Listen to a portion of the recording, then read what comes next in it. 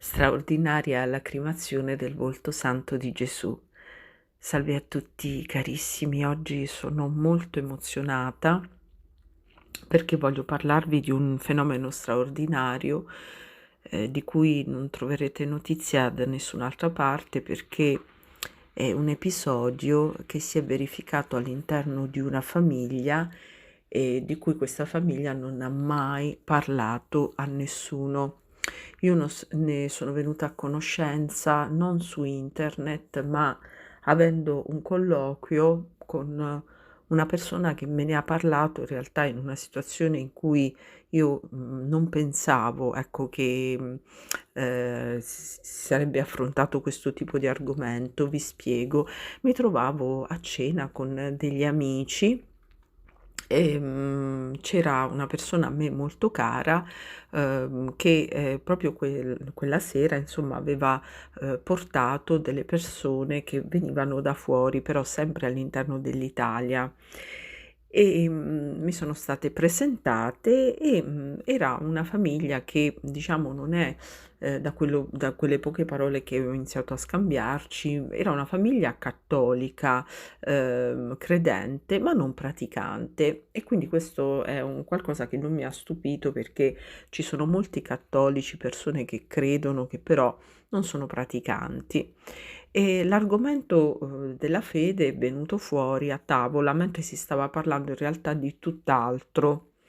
E poi a un certo punto uno dei commensali, insomma, dei miei amici, riferendosi a me, ha detto, che io insomma ero molto, fervorosa, che andavo a messa, che facevo tante devozioni, eccetera, eccetera. E a un certo punto una di queste persone che venivano da fuori, che avevo proprio appena conosciuto quella sera stessa, ha detto: io pure sono credente a modo mio e lo sono diventato ancora di più dopo che sono successi degli episodi, anche se, io non sono, ha detto questa persona, di non essere praticante, però di essere credente. Quindi io mi sono un attimo incuriosita e ho chiesto a questa persona quali erano stati, insomma, gli episodi che avevano, in qualche modo, rafforzato la sua fede, no, anche se poi non sono sfociati, diciamo, in una pratica assidua dei sacramenti, né nella confessione, né nella frequentazione, nella partecipazione alla Santa Messa. E questa persona ha iniziato a raccontarmi una storia, di cui mi ha dato anche, la dimostrazione, le prove attraverso delle immagini che vi sto per mostrare. Mi ha raccontato, di essere in possesso di un volto santo di Gesù coronato di spine e, questo volto santo a un certo punto, all'incirca 7 anni fa, quindi sono cose che sono accadute 7 anni fa, era, incorniciato, era posto su un supporto di vetro, era incorniciato. A un certo punto, per dei motivi inspiegabili, questo voltosanto è caduto per terra e chiaramente tutto il supporto di vetro che, insomma, su cui si trovava installato è andato in 1000 pezzi. E quindi questa persona cosa ha fatto? Ha iniziato chiaramente a cercare di riparare, no, questo vetro, questo voltosanto. Il voltosanto, ringraziando il Signore, non si è ferito, insomma non si è danneggiato, però il supporto sì, come si può ben immaginare. Insomma, questa persona ci teneva tanto a questo voltosanto, per cui ha riparato questo supporto di vetro, lo ha di nuovo incorniciato, eccetera, eccetera. E, lo ha posto, praticamente, dove cioè, in camera sua, però non a capoletto, di fronte a dove praticamente dorme. E a un certo punto ha notato che, dagli occhi, di questo Cristo, incoronato di spine, ha incominciato a sgorgare un liquido, come potete ben vedere, da queste immagini. E, questo liquido praticamente, come potete vedere, ha lasciato ancora adesso i segni di sé, insomma del suo passaggio. Come potete vedere si è radunato, cioè ha fatto il percorso normale, no, che farebbe qualunque liquido cadendo, avendo chiaramente un punto di scivolamento, di raccolta anche sul pavimento. E questo fenomeno è durato per ben 3 anni. La persona mi ha detto che la stanza, la camera da letto, insomma, dove si trovava questa e si trova tuttora questa immagine che vedete, aveva un forte odore di rose. Poi questa persona, ecco, è andata ad avvicinarsi, no, ha toccato, ha preso con un dito questo liquido che usciva dagli occhi del Cristo e, lo ha avvicinato al naso e ha sentito che questo liquido aveva un sapore, molto un odore molto, molto aspro, nonostante la stanza avesse un forte odore di rose.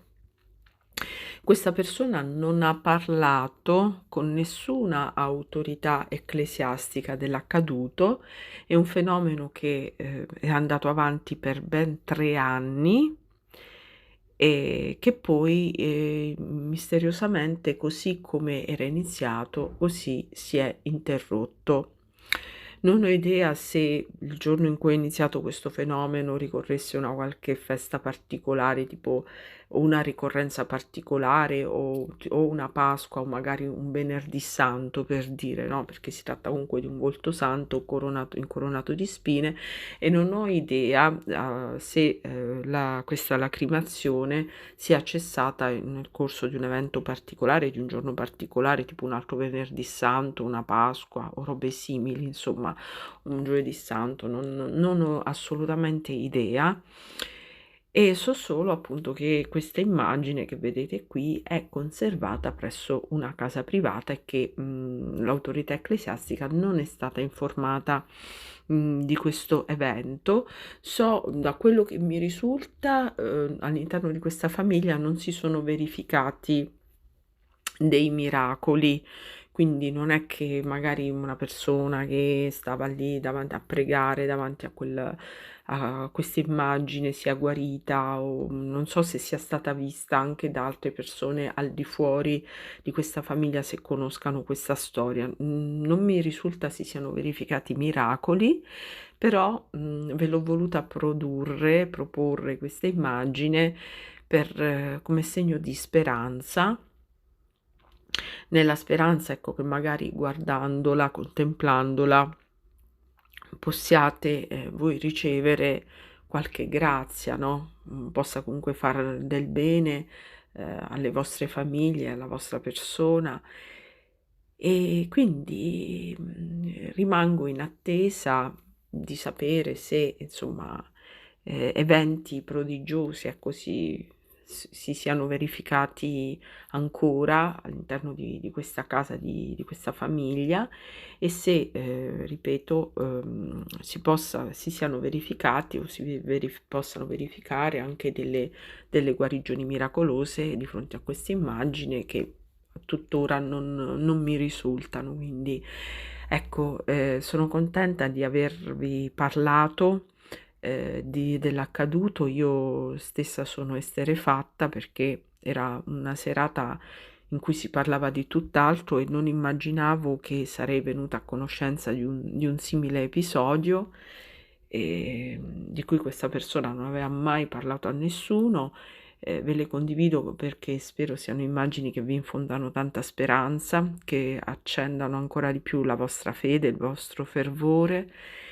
Io stessa sono molto molto emozionata e niente, vi ringrazio tantissimo per l'affetto, con cui mi seguite, per tutti i consigli che mi date, per le cose anche che mi fate conoscere, perché io da voi veramente imparo tantissimo, siete veramente eccezionali, insomma, mi date sempre degli spunti di riflessione e di approfondimento, che contribuiscono a rendere ancora più forte e fervorosa la mia fede. Ecco, vi lascio in compagnia di queste immagini, se ci saranno aggiornamenti, o su una ripresa del fenomeno della lacrimazione che si è interrotto, ripeto, 7 anni fa, o su eventuali miracoli che accadono davanti a queste immagini, insomma vi terrò sicuramente informata. Vi ringrazio tantissimo, santa pace, santa giornata nella pace e nella benedizione del Signore e buona preparazione alla Santa Pasqua. A presto carissimi, grazie.